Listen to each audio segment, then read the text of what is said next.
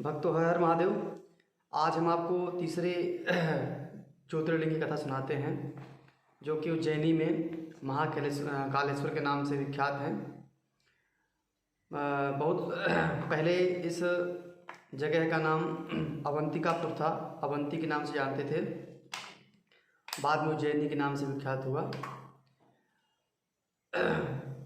बहुत समय पहले यहाँ एक वेदप्रिय नाम के ब्राह्मण रहते थे जो कि काफ़ी धर्मज्ञ, वेदों के ज्ञाता, अपने धर्म पर चलने वाले, सत्कर्म करने वाले, रोज अग्निहोत्र करने वाले, हर तरह से सत्कर्मी थे।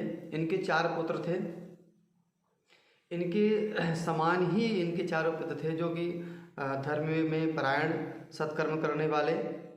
और ये पिता और इनके 4 पुत्र इतने तेजस्वी हो गए कि इसकी जो आभा थी, इसका जो प्रकाश था पूरे अवंती नगर में, उज्जैनी में फैलने लगा।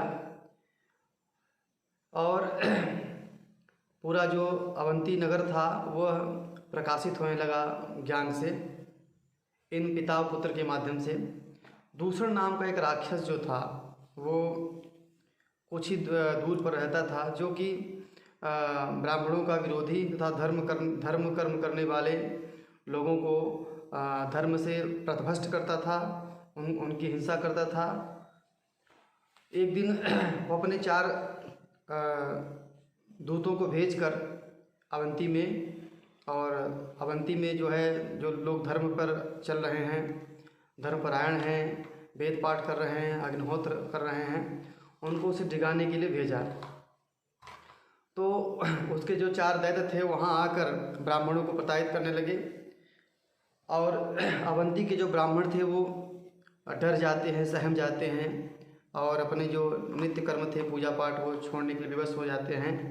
लेकिन वेदप्रिय ब्राह्मण और उनके 4 पुत्र भगवान शिव पर भरोसा रखने के लिए कहते हैं कि आप लोग भगवान शिव पर भरोसा रखें, निश्चित ही इसका कुछ न कुछ समाधान निकलेगा।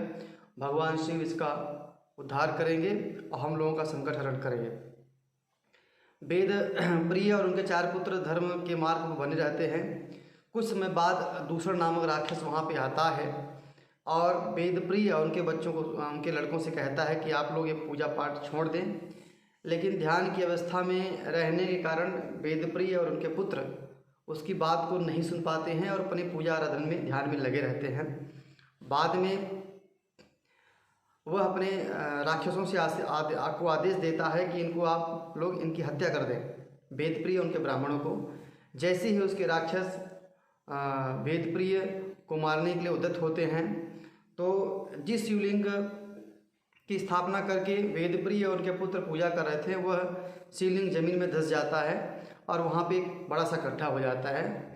और उसी गड्ढे से महाकालेश्वर भगवान प्रकट होते हैं अपने स्वरूप में, और एक ज्योति प्रकट होती है जिसमें से भगवान शिव कहते हैं कि तुम यह जगह छोड़ के चले जाओ, नहीं तो इसका परिणाम अच्छा नहीं होगा।